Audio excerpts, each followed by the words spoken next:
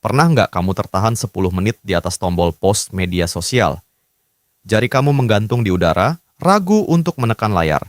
Kamu cek setiap detail foto, kamu zoom berkali-kali, dan revisi caption sampai 5 kali, hanya karena sebuah suara di kepala berbisik. Nanti kalau mereka pikir aku pamer gimana? Kalau si A nyindir gimana? Aduh, kayaknya ini terlalu lebay deh. Akhirnya, dengan berat hati kamu hapus draft itu. Kamu simpan kembali ekspresimu ke dalam kotak gelap. Pada detik itu, kamu baru saja membunuh satu percikan jati dirimu hanya karena takut pada bayangan orang lain yang mungkin bahkan nggak sedang melihat ponselnya. Kamu mengorbankan kejujuran dirimu demi kenyamanan fana orang asing. Atau mungkin kamu batal memakai baju favoritmu, baju yang bikin kamu merasa keren saat bercermin, cuma karena takut dibilang salah kostum, atau cari perhatian oleh teman atau rekan kerja. Tanpa sadar, kita sedang membangun penjara mental yang jerujinya terbuat dari kumpulan opini orang lain. Kita memberikan kunci kebahagiaan kita kepada orang-orang yang bahkan tidak berkontribusi apapun dalam perjuangan hidup kita. Membiarkan mereka menjadi hakim tertinggi atas keputusan-keputusan pribadi kita. Hari ini, mari bicara jujur tentang betapa melelahkannya mencoba menjadi menyenangkan bagi semua orang. Ini adalah misi bunuh diri emosional yang perlahan-lahan menghapus identitas aslimu sampai tak bersisa. Kebenaran pahitnya adalah, kamu nggak bisa memuaskan semua orang, dan kabar terbaiknya, kamu memang nggak perlu melakukannya untuk benar-benar bahagia.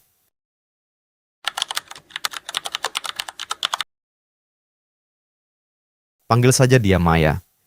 Maya adalah gambaran dari banyak dari kita, cerdas, kreatif, dan punya mimpi besar untuk jadi penulis. Tapi setiap kali dia membuka laptop untuk mulai mengetik, sebuah film horor mental berputar di kepalanya. Dia membayangkan wajah tantenya yang selalu nyinyir di acara keluarga atau teman kuliahnya yang punya hobi meremehkan setiap pencapaian orang lain. Maya menghabiskan jam-jam berharga bukan untuk menulis, tapi untuk melakukan simulasi debat di kepalanya. Dia menyusun argumen pembelaan diri untuk kritik yang bahkan belum pernah diucapkan. Dia berperang melawan hantu yang dia ciptakan sendiri. Energinya terkuras habis untuk memenangkan pertempuran imajiner, sementara karyanya tidak pernah selesai. Dampaknya, Maya kelelahan secara mental sebelum sempat melangkah. Draftnya tetap kosong karena suara eksternal telah menenggelamkan insting dan hasratnya sendiri.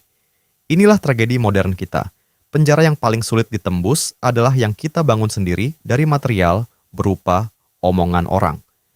Kita harus sadar bahwa menghentikan mulut orang lain untuk bicara itu mustahil, sama seperti mencoba menghentikan angin. Masalahnya adalah kita memberikan panggung utama dan mikrofon bagi mereka di dalam pikiran kita. Kita membiarkan diri kita menjadi figuran yang ketakutan di dalam film hidup kita sendiri.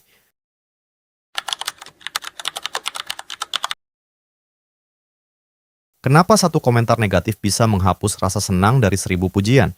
Secara evolusi, manusia diprogram untuk bertahan hidup dalam kelompok. Ribuan tahun lalu, diasingkan dari suku berarti hukuman mati. Rasa takut ditolak adalah mekanisme pertahanan hidup kuno yang sangat kuat. Namun, masalahnya adalah kita sekarang menjalankan sistem operasi zaman batu di tengah dunia digital yang sudah sangat modern. Otak kita belum bisa membedakan ancaman fisik nyata dengan sebuah komentar nyinyir atau dislike di Instagram. Saat merasa dihina, amigdala kita bereaksi seolah-olah kita sedang dikepung pemangsa di hutan rimba. Ini adalah glitch atau kesalahan sistem yang fatal. Membiarkan sistem kuno ini berkuasa akan mengakibatkan kematian karakter.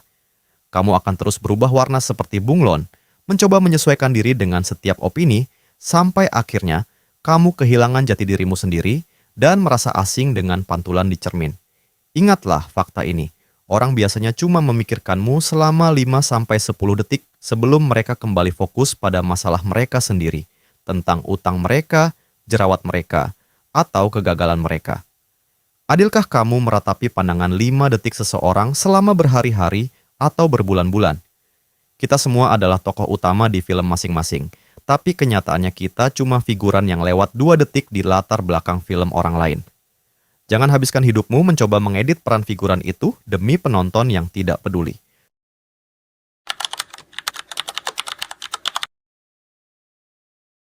Bayangkan perhatianmu adalah sebuah rekening bank terbatas dengan modal hanya 5 koin emas energi mental setiap harinya. koin ini adalah sumber daya paling berharga yang kamu miliki untuk membangun hidupmu. Bagaimana kamu membelanjakannya? 1. Koin pertama, apakah kamu berikan untuk akun anonim di internet yang menghina pilihan hidupmu? Seseorang yang bahkan tidak berani menggunakan foto aslinya? 2. Koin kedua, apakah kamu buang untuk mencemaskan teman lama yang enggak melike postinganmu, seolah-olah validasi mereka adalah oksigen bagi jiwamu? Koin ketiga, apakah habis untuk memikirkan omongan tetangga tentang pilihan kariermu atau status hubunganmu saat ini? Jika koinmu habis untuk hal-hal sampah dan orang-orang yang tidak relevan, kamu nggak akan punya sisa saldo untuk orang tua yang benar-benar mencintaimu, hobi yang menghidupkan jiwamu, atau proyek masa depan yang sedang kamu bangun. Seni tidak peduli bukan tentang menjadi orang jahat, tapi tentang manajemen prioritas. Kamu harus menjadi kurator yang kejam bagi pikiranmu sendiri. Jangan pernah investasikan koin emas perhatianmu pada orang-orang yang bahkan nggak akan sudi memberimu segelas air saat kamu kehausan.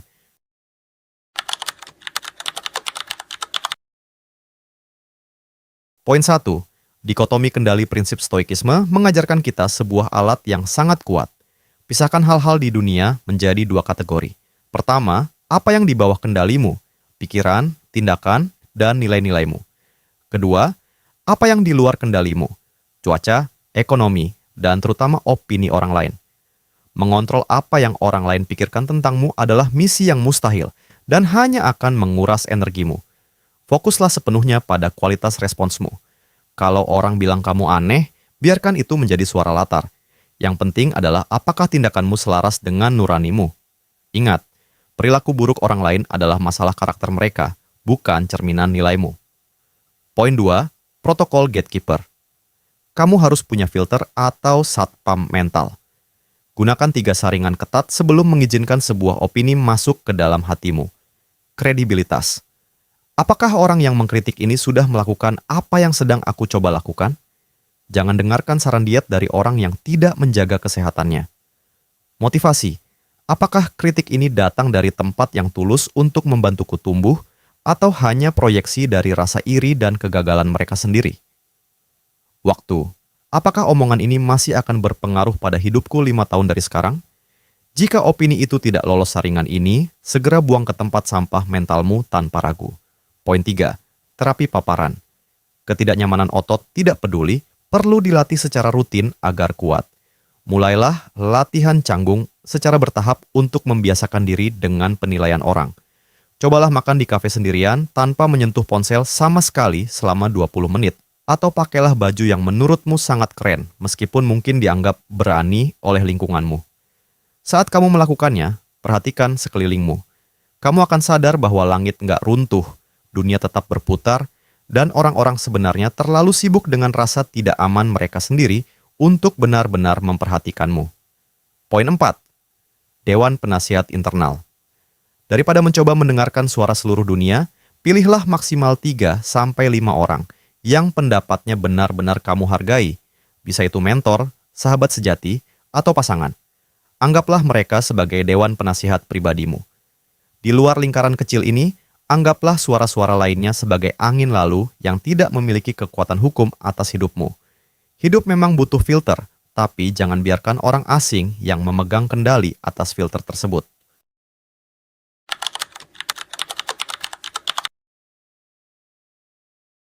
Mari kita lihat 2 skenario hidupmu 10 tahun lagi jika saat ini kamu ingin mulai berkarya atau berbisnis. Skenario A, penjara validasi. Kamu menyerah pada rasa takut. Kamu nggak pernah mulai karena takut dikata-katain. 10 tahun lagi, kamu terjebak di tempat yang sama, melakukan pekerjaan yang kamu benci, dengan penyesalan bagaimana jika yang menghantui setiap malam. Teman-teman yang dulu kamu takuti opininya mungkin sudah lupa padamu, tapi mimpimu sudah mati dan terkubur. Skenario B, kemerdekaan diri. Kamu mulai sekarang meski tanganmu gemetar. Mungkin kamu ditertawakan di awal atau dianggap aneh, tapi kamu konsisten dan terus belajar. 10 tahun lagi, kamu memiliki kebebasan, komunitas yang mendukungmu, dan kepuasan batin karena telah berani jujur pada diri sendiri. Teman yang dulu tertawa mungkin sekarang sedang melihat kesuksesanmu dengan rasa sesal. Ini bukan sekadar soal bisnis atau konten. Ini soal siapa yang memegang kendali atas narasi hidupmu. Mau mati sebagai tawanan dari opini orang lain atau hidup sebagai pahlawan bagi dirimu sendiri? Keputusannya ada di tanganmu sekarang.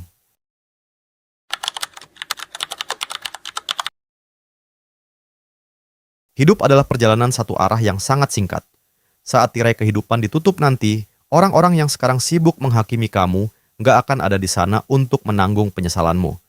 Mereka tidak akan menanggung beban kegagalanmu. Jadi secara moral, mereka nggak punya hak 1 inci pun untuk menentukan langkahmu. Kamu diciptakan sebagai sebuah karya orisinal, bukan untuk jadi fotokopi dari ekspektasi orang lain yang membosankan. Dunia nggak butuh orang yang sempurna menurut standar umum. Dunia butuh orang yang berani menjadi dirinya sendiri secara utuh dengan segala keunikan dan kekurangannya. Berhentilah memohon izin kepada dunia untuk menjadi bahagia. Mulai detik ini, berdirilah tegak, ambil napas dalam, dan katakan pada cermin, "Aku menghargai keberadaan kalian, tapi hidup ini adalah tanggung jawabku sepenuhnya. Sampai jumpa di puncak keberanian yang sesungguhnya."